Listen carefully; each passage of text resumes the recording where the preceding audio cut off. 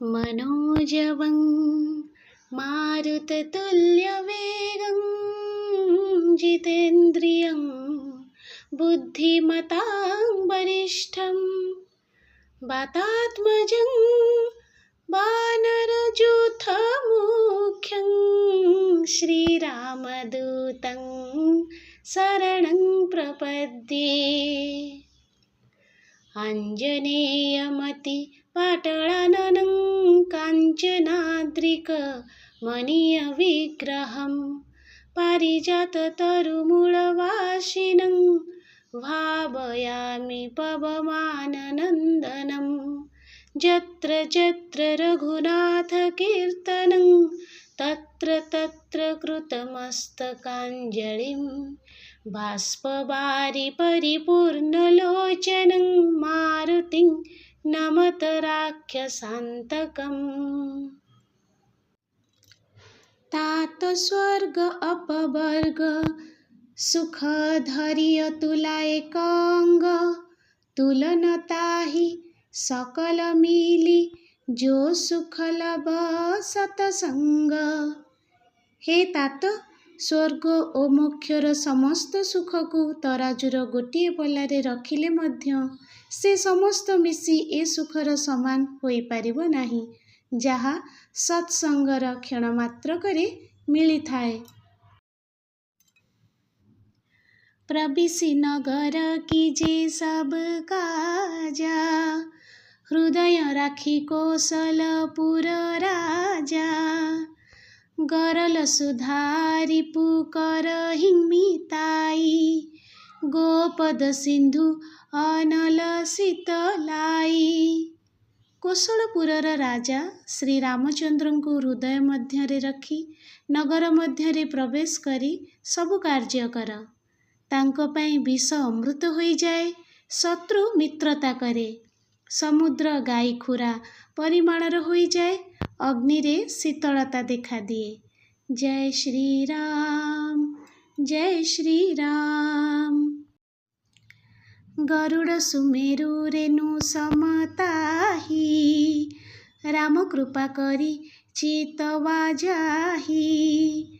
अति लघु रूप धरिउ हनुमाना, पैठा नगर सुमिरी भगवाना। हे गरुड़जी, सुमेरु पर्वत तांको पई धूଳି स्वरूप होई जाए, जहाँकु श्री राम थरे मात्र कृपा करी देखि नियंती। एहापरे हनुमान जी बहुत छोट रूप धारण कले और भगवानंकु स्मरण करी नगर मध्यरे प्रवेश कले। जय श्री राम, जय श्री राम। मंदिर मंदिर प्रति करी शोधा, देखे जहाँ तहाँ अगणित योद्धा। गए दशानन मंदिर माही, अति विचित्र कही जात सोनाही। से गोटी गोटी करी महल मध्यरे खोजिले, जेणे तेणे असंख्य योद्धांकु देखिले। तापरे से रावणर महल को गले, ताहा अति विचित्र थिला, तार वर्णना सहज नुहे। जय श्री राम। शयन किए देखा कपितेहि, मंदिर महु न दिखी वै देही। भवन एक पुनि दिख सुहावा, हरि मंदिर तह भिन्न बनावा। हनुमान जी रावण को शोइथिबार देखिले, मात्र महल भितरे जानकी जी केउठी दिसु नथिले। तापरे आउ एक सुंदर महल देखागला, सेठारे भगवानंकर एक अलगा मंदिर थिला। रामायुध अकिंत गृह शोभा बरनी न जाई, नव तुलसिका वृंद तहाँ देखी हरस कपिराई।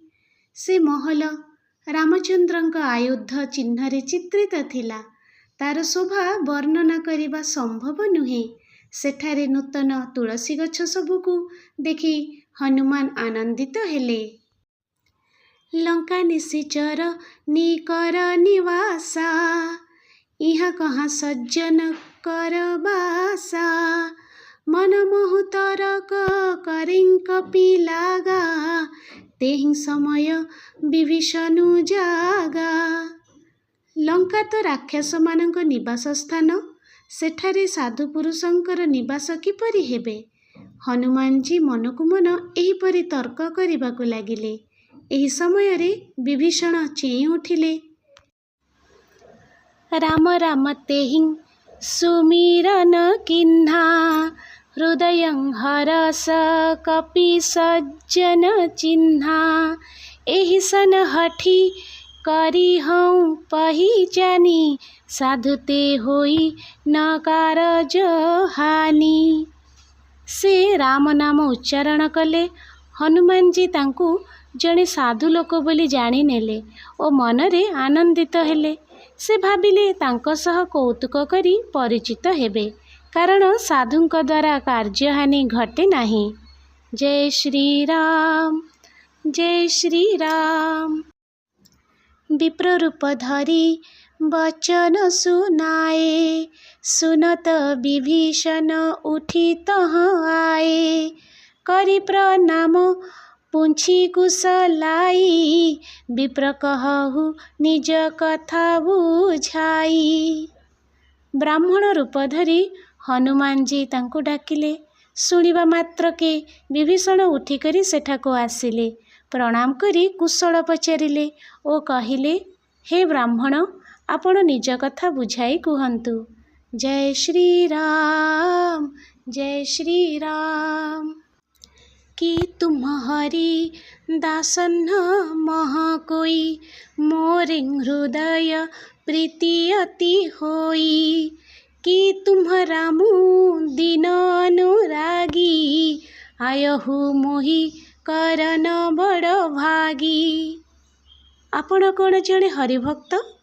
कारण आपणଙ୍କୁ देखि मो हृदय अत्यंत प्रेम जाग्रत हेउछि। अथवा आपण कौन दीन दरिद्रंक प्रेमी स्वयं श्री रामचंद्र अटंती, मते दर्शन देई कृतार्थ करबाको आसिछंती।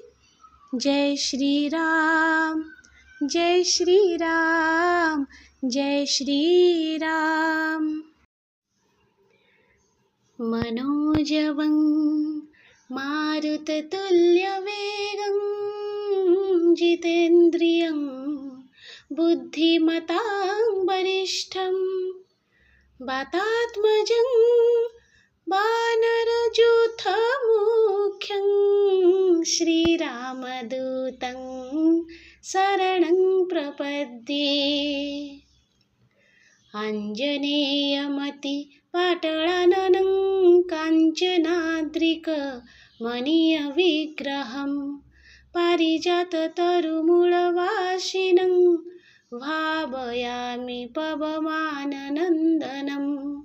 यत्र यत्र रघुनाथकीर्तनं, तत्र तत्र कृतमस्तकाञ्जलिं।